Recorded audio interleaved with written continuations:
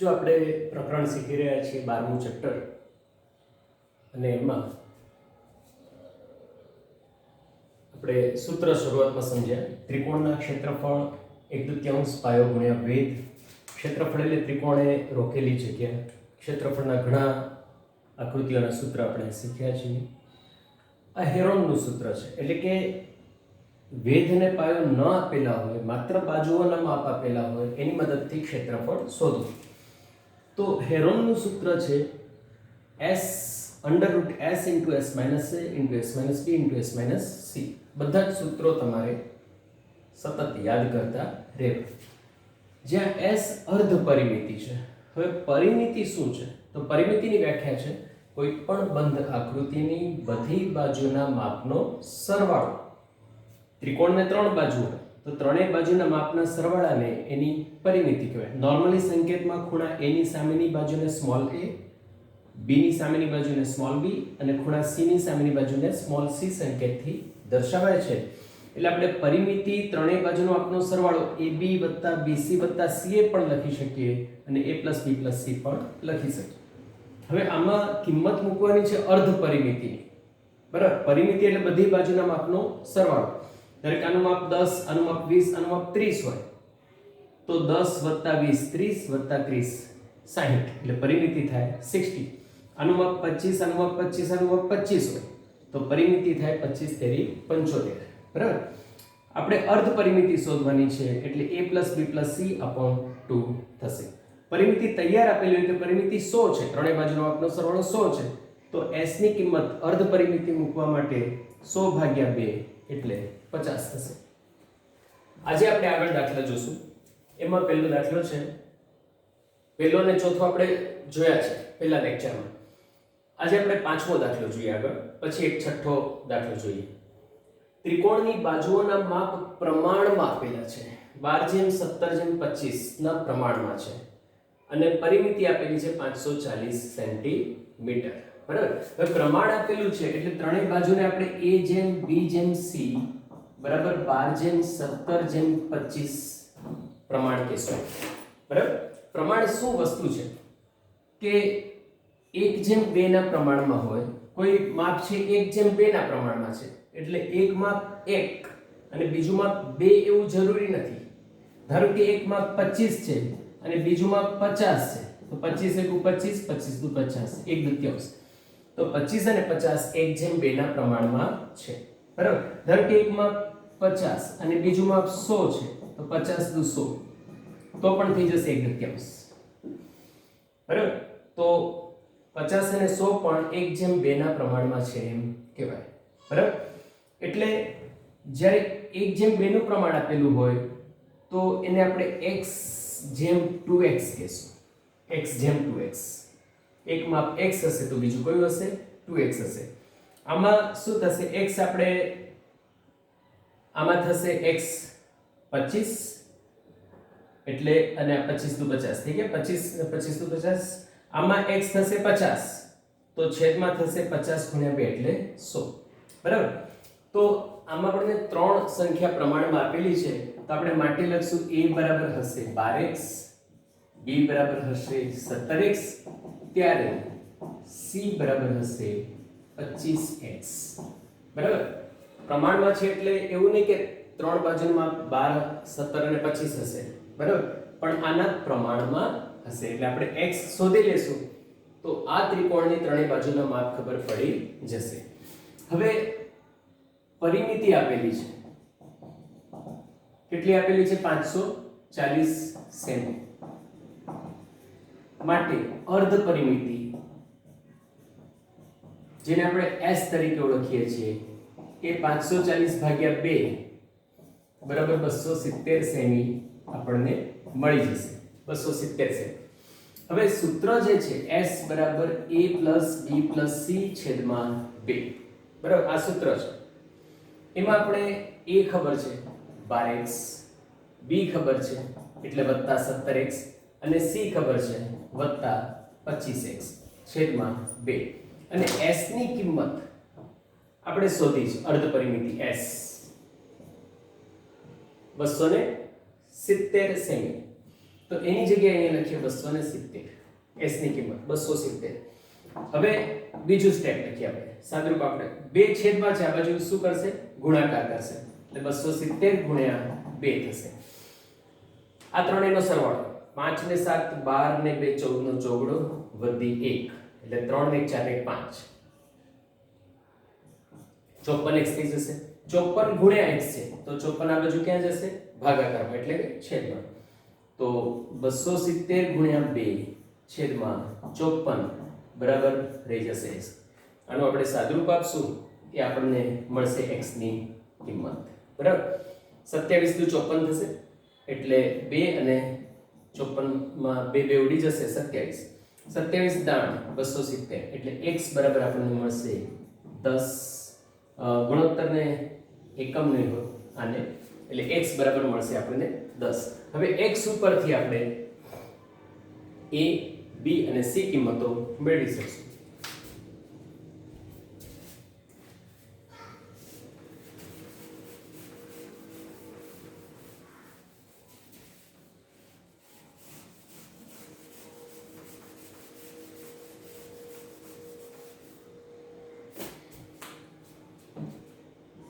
a બરાબર છે 12x, એમાં x મળી ગયા છે 10 એટલે 120 સેમી. b બરાબર છે 17x, 17 ગુણ્યા 10 બરાબર 170 સેમી. અને c બરાબર છે 25x બરાબર થશે 250. x બરાબર આપણને ધારો કે 4 મળે તો 12 × 48 થાય. x બરાબર 6 મળે તો આમાં 12 × 72 થાય. એ રીતે x ની કિંમત ઉપર કહેવાય ત્રિકોણની ત્રણેય બાજુના માપ કયા છે આપણને ખ્યાલ આવી ગયો. ત્રણેય બાજુનો સરવાળો કરશું તો ઓબ્વિયસલી 540 સેમી થઈ જશે. બરાબર. હવે હેરોનના સૂત્ર મુજબ ત્રિકોણનું ક્ષેત્રફળ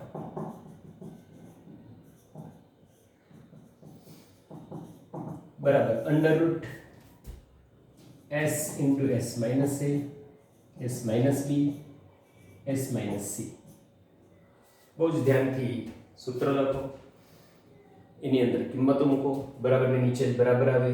બરાબર એ રીતે લખો અને વ્યવસ્થિત ગણતરીમાં ખાસ ધ્યાન રાખો કે ભૂલ આપણી ન થાય. s આપણે શોધ્યા છે 270 કૌંસમાં 270 ઓછા a 120, 270 ઓછા b 170, 270 ઓછા c એટલે 250. રાઈટ. 270 ગુણ્યા 270 ઓછા 20 120 એટલે થશે 150. 270 ઓછા 170 એટલે આ થઈ જશે 100 અને 270 ઓછા 250 એટલે ગુણ્યા થઈ જશે 20. રાઈટ. હવે 100 તો પૂર્ણ વર્ગ છે, આની અંદર બધા આંકડા પૂર્ણ વર્ગ આપણે કરવાના કારણ કે વર્ગમૂળ છે. જો બધા આંકડા પૂર્ણ વર્ગ થઈ જાય તો વર્ગ અને વર્ગમૂળની નિશાની ઉડી જાય. જેમ 64 નું વર્ગમૂળ આપણે શોધવાનું હોય તો 64 એટલે 8 નો વર્ગ, વર્ગ અને વર્ગમૂળ ઉડી જાય અને જવાબ થાય 8. બરાબર. અને આપણે વર્ગ અને વર્ગમૂળમાં એ રીતે સાદુરૂપ આપેલું છે. વર્ગમૂળ 64 બરાબર ડાયરેક્ટ પણ તમે 8 લખી શકો. હવે આપણે આના ભાગ પાડી નાખીએ. 27 270 છે એટલે 27 ગુણ્યા 10 અને 27 એટલે 27 ગુણ્યા 10 27 ગુણ્યા 10 એમાં 27 ના ભાગ પડશે 9 ગુણ્યા 3 અને 3 ગુણ્યા 10 એટલે 9 ગુણ્યા 30 ભાગ પડી જશે. 9 × 27 પાછળ 0. 150 ના ભાગમાં 30 આવે છે એટલે 30 ગુણ્યા 5 ગુણ્યા આ તો પોતે જ 10 નો વર્ગ છે. 100 એટલે 10 નો વર્ગ અને 20 એટલે 5 ગુણ્યા 4, એમાં 4 પૂર્ણ વર્ગ છે. હવે 9 એટલે 3 નો વર્ગ, 30 ગુણ્યા 30 બે વાર આવી ગઈ એટલે 30 નો વર્ગ, 5 પણ બે વાર આવી ગયા એટલે 5 નો વર્ગ અને 10 નો વર્ગ અને 4 એટલે ગુણ્યા 2 નો વર્ગ બરાબર અંડરરૂટ.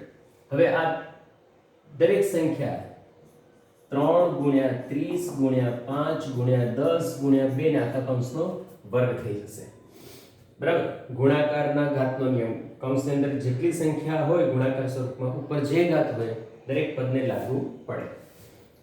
30 તેરી 90, 90 ગુણ્યા 5 450, 450 ગુણ્યા 2 એટલે 900 અને 900 ગુણ્યા 10 એટલે થઈ જશે 9000. તો અંડરરૂટ અને આ થશે 9000 નો વર્ગ અને બરાબર 9000 સેમી સ્ક્વેર. અરે જગ્યા નથી, તમે બરાબર નીચે જ લખજો. આ આપણું માંગેલું ત્રિકોણનું ક્ષેત્રફળ હશે. તો આપણે પાંચમો દાખલો પૂરો કર્યો. જે ત્રિકોણની બાજુના પ્રમાણમાં 12:17:25 છે તેનું ક્ષેત્રફળ આપણે શોધ્યું 9000 સેમી સ્ક્વેર છે. આ રીતના પ્રમાણની દાખલાની કોઈ પણ રકમ હોય તો તમારે આવી રીતે ગણવાના થશે. રાઈટ? જોઈ લો દાખલો ધ્યાનથી અને પછી નેક્સ્ટ દાખલો આપણે કરીએ.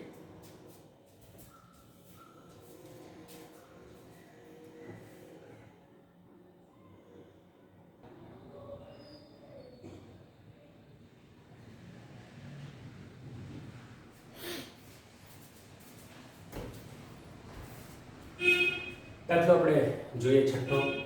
સમદ્વિબાજુ ત્રિકોણની પરિમિતિ 30 સેમી છે. ફરીથી પરિમિતિ એટલે દરેક બાજુના માપનો સરવાળો આપેલો છે 30 સેમી.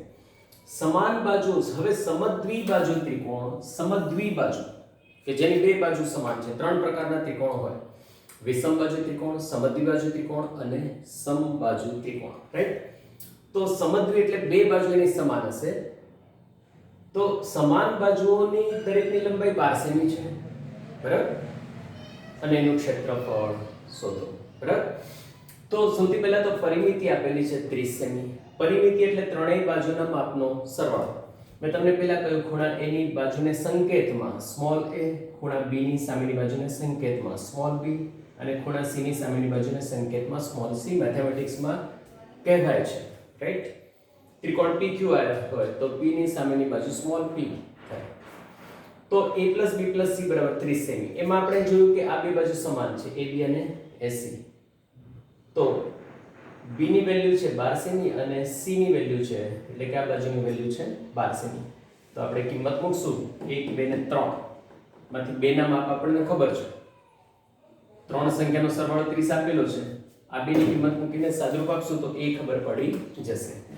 તો a + 12 + 12 = 30. 12 + 12 24 સામે જઈને કેવા થઈ જશે? માઈનસ. તો a બરાબર થશે 30 - 24. a બરાબર થશે 6 સેમી. તો a નું માપ પણ આપણને મળ્યું 6 સેમી. હવે આપણે આનું ક્ષેત્રફળ સરળતાથી શોધી શકીશું. ક્ષેત્રફળ શોધવા માટે આપણે જરૂર છે s અર્ધ પરિમિતિની. અર્ધ પરિમિતિ તો પરિમિતિ આપેલી છે 30 સેમી ભાગ્યા 2 એટલે અર્ધ પરિમિતિ થશે 15 સેમી. રાઈટ? ત્રિકોણ ABC નું ક્ષેત્રફળ હેરોન ના સૂત્ર મુજબ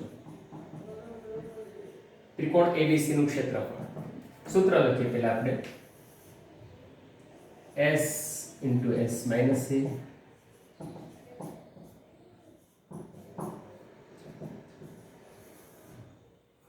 રાઈટ? કિંમત મૂકો 15 કૌંસમાં 15 - 12 15 - 12 15 - 6 બરાબરથી ત્રણેય બાજુનું માપ આપણે લખવાનું છે બરાબર. તમારે a ની જગ્યાએ બીજી કોઈ બાજુનું માપ લખાઈ જાય તો બહુ વાંધો આવે નહીં. ચોકસાઈ માટે આપણે રાખવું હોય 6 અને અહીંયા 12 તો ઓકે. બાકી કિંમત મૂકવી હોય તો તમે કોઈ પણ કિંમત વારાફરતી મૂકી શકો, કારણ કે ગુણાકાર સમક્રમી છે બરાબર. એટલે ત્રણ સંખ્યાનો ગુણાકાર છે, સાદુરૂપ આગળ કે પાછળ આવે કંઈ ફેર પડશે નહીં. હવે આગળ જોઈએ આપણે 15 × 15 - 6 એટલે 9 બરાબર. 15 - 12 એટલે 3 અને 15 - 12 એટલે 3. 15 × 9 તેરી 27 તેરી 81 બરાબર. હવે 81 નું વર્ગમૂળ નીકળશે 81 બરાબર વર્ગમૂળ થશે 15 નું વર્ગમૂળ નીકળશે નહીં એટલે 81 નું વર્ગમૂળ થશે 9 અંદર 15 સેમી સ્ક્વેર ક્ષેત્રફળનો એકમ છે સેમી સ્ક્વેર આપણે પહેલા લેક્ચરમાં જોયું હતું તો સાદુરૂપાનું આપણે આપ્યું જેટલું વર્ગમૂળ નીકળી શકે એટલું કાઢ્યું 915 સેમી સ્ક્વેર થશે તો બે દાખલા આપણે જે જોયા એના પછીના લેક્ચરમાં આપણે બે દાખલા જોઈશું ઉદાહરણ 1 2 3 તમારે ગણવાના છે આ દાખલો ગણાય પછી તમારે ચાર દાખલા ચાલી ગયા ચારેય દાખલા ગણો શાંતિથી બરાબર અને ઉદાહરણ 1 2 3 ગણો બાકીના જે બે દાખલા છે આપણે નેક્સ્ટ લેક્ચરમાં જોઈએ ઓકે ટેક કેર બાય